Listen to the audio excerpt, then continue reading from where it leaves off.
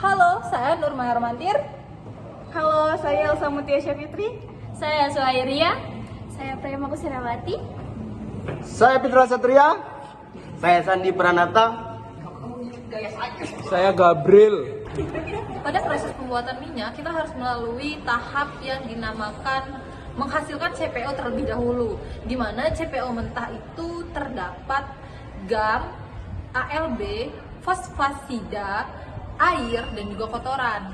Nah, di dalam pembuatan CPO ini kami membuatnya secara sederhana, di mana kotoran-kotoran tersebut masih ada atau terdapat di dalam CPO yang kami buat. Ya, seperti yang kita tahu, tahapan untuk pembuatan CPO itu ada GAM netral. Sebelum menjadi CPO yang bersih atau murni, itu ada GAM, netralisasi, bleaching, dan deodorization. Oke, kasus anak kelas A yaitu olein dan stearinnya tidak terpisah. Itu kenapa? Kenapa olein dan stearin tidak terpisah? Bahkan mereka baru mencapai pada tahap degamming dan juga netralisasi. Kenapa sih itu dapat terjadi? Akan dijelaskan oleh teman-teman saya. Pada proses degamming ya, degamming itu tidak sempurna, sisa gam, jadi getah. Oh iya, dapat menambah pembentukan kristal stearin. Akibatnya kristalisasi terganggu oleh olein. Dan stearinnya tidak bisa berpisah. Menurut jurnal Nitzam et al. 2022, food kualitas awal minyak menentukan keberhasilan kristalisasi. Nah, masalahnya ini ada sisa GAM atau fosfatida.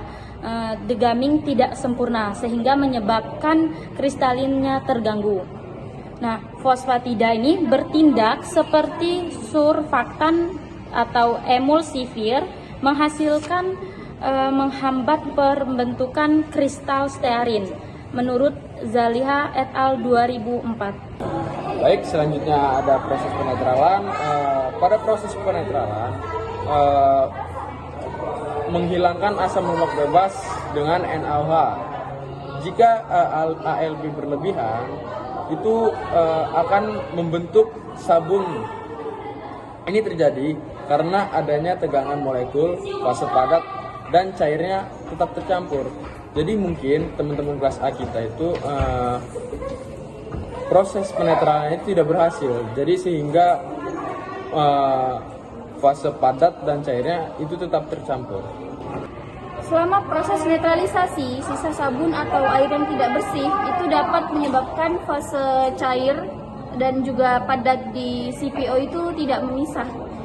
Lalu sabun yang ada itu meningkatkan viskositas dan membentuk emulsi yang membuat pemisahan fisik antara cair dan padat itu gagal. Menurut Omar et al. 2011. Terlalu banyak ALB, titik leleh berubah.